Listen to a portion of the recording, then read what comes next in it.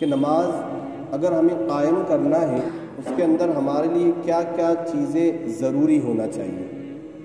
خضوع ہونا چاہیے نماز کے اندر، اور نماز کا وقت پر ہونا چاہیے، اور سب سے بڑی چیز جو ہے جماعت کے ساتھ نماز ہونا چاہیے۔ جماعت کا سب سے زیادہ اہتمام ہونا چاہیے، اور اس کے متعلق احادیث مبارکہ بھی ملتی ہے کہ جماعت کے بارے میں آپ صلی اللہ تعالی علیہ وآلہ وسلم نے کس طرح وعید فرمائی ہے۔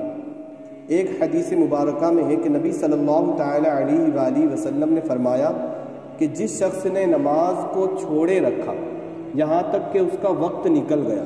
نماز کا وقت نکل گیا، تو وہ جہنم میں ایک حقب تک اس کو رکھا جائے گا، اور حقب 80 سال کا ہوگا، اور ایک سال 360 دن کا، اور ہر دن 1000 سال کے برابر کا ہوگا۔ تو یہ نماز کو چھوڑے رکھنے کے بارے میں بتایا گیا ہے کہ جس نے نماز میں اس طرح کی غفلت کی یہاں تک کہ اس کی نماز کا وقت نکل گیا اور وہ غفلت میں ہی رہا، تو اس بندے کو اللہ تبارک و تعالی اس طرح سے جہنم میں پھینکے گا۔ تو ہمیں نماز کا بھی اہتمام کرنا ہے، اور نماز کے ساتھ ساتھ زیادہ ضروری ہمارے لیے یہ بھی ہے کہ ہم جماعت کے ساتھ نماز ادا کریں۔ کہ آپ صلی اللہ علیہ وسلم کیا فرماتے ہیں کہ مجھے خیال ہوا کہ میں اپنی جگہ پر کسی اور کو نماز پڑھانے کے لیے کھڑا کروں، اور میں اس قوم کا معائنہ کرنے جاؤں، اس قوم کی طرف جاؤں جو جماعت کو چھوڑ کر نماز پڑھتی ہے، اور اگر میں ان کو اس حالت میں دیکھوں کہ انہوں نے جماعت کو چھوڑے رکھا ہے تو میں ان کے گھر کو جلا دوں۔ یہ آپ صلی اللہ علیہ وسلم نے جو ہے نصیحت فرمائی اس طریقے سے کہ جماعت کی کتنی بڑی فضیلت ہے، جماعت کے اندر شامل ہونا یعنی نماز کو قائم کرنا۔ تو ہمارے نبی صلی اللہ علیہ وسلم، صحابہ اکرام، اہل بیت اکرام اور اللہ کے تمام نیک بندوں کی نمازیں اس طرح سے ہوا کرتی تھی کہ وہ نماز کا بھی بڑا اہتمام کرتے تھے، جماعت کا بھی بڑا اہتمام کرتے تھے، اور ان کی نماز کے اندر ان کا جو نماز کا ہر رکن جو ہوتا تھا نا اس کا ایک الگ ہی انداز ہوتا تھا۔ ان کی نماز کے ہر رکن کے اندر ایک الگ ہی خشیت ہوا کرتی تھی۔ کس طریقے سے کہ ایک حکایت ہے کہ حاتم زاہد ایک بزرگ کا نام ہے، وہ دوسرے بزرگ سے ملنے کے لیے جب پہنچتے ہیں، یہ حکایت ہے نصیحت کے طور پہ میں آپ حضرات کے سامنے پیش کرتا ہوں کہ حاتم زاہد وہ بزرگ دوسرے بزرگ کے پاس جب پہنچتے ہیں تو وہ کہتے ہیں کہ اے حاتم زاہد بتاؤ کیا تم نے کبھی نماز کو اچھے طریقے سے ادا کیا؟ حاتم زاہد کہتے ہیں کہ ہاں میں نے نماز کو اچھے طریقے سے پڑھا ہے، ادا کیا ہے۔ تو وہ بزرگ کہتے ہیں کہ بتاؤ تم نے کیسے ادا کیا؟ حاتم زاہد کہتے ہیں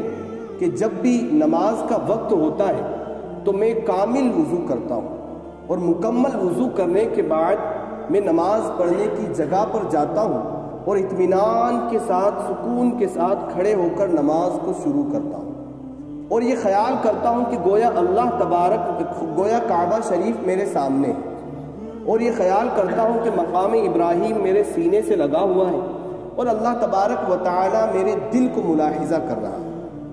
اور میرا قدم پلصراط پر ہے، میری دائیں جانب جنت ہے اور میری بائیں طرف جہنم ہے، اور ملک الموت میرے پیچھے ہے، اور یہ میری آخری نماز ہے۔ یہ میں خیال کر کے اس طرح سے میں نماز کو ادا کرتا ہوں، پھر میں تکبیر کہتا ہوں احسان کی،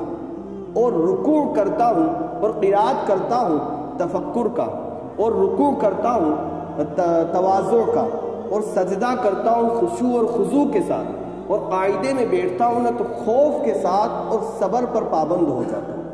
تو وہ کہتے ہیں کہ کیا تم اس طرح سے نماز ادا کرتے ہو؟ حاتم زاہد کہتے ہیں کہ ہاں میں بالکل اسی طرح سے نماز ادا کرتا ہوں، اور ایک نماز نہیں بلکہ 30 سال گزر چکے ہیں، اور میں 30 سال سے لگاتار اسی طرح سے نماز ادا کرتا ہوں۔ جب وہ بزرگ یہ بات ان کی سنتے ہیں نا تو وہ رونا شروع کر دیتے ہیں اور کہتے ہیں ہائے افسوس، میں اس طرح کی نماز آج تک کے ادا نہیں کر پایا۔ تو یہ بزرگوں کی نمازیں ہوا کرتی ہیں، یہ اللہ کے نیک بندوں کی نمازیں ہوا کرتی ہیں کہ وہ اس طرح سے خیال کرتے ہیں کہ اللہ تبارک و تعالی ہمارے سامنے، اور احسان بھی یہی ہے۔ نبی صلی اللہ علیہ وسلم نے کیا فرمایا ہے کہ اگر تم نماز کے لیے جاؤ، نماز کے لیے کھڑے ہو، تو یہی خیال کیا کرو کہ اللہ تبارک و تعالی تمہارے سامنے ہے، اور اگر یہ نہ کر سکو، اتنا خیال نہ کر سکو، تو کم سے کم اتنا خیال ہونا چاہیے کہ اللہ تبارک و تعالی آپ کو دیکھ رہا ہے،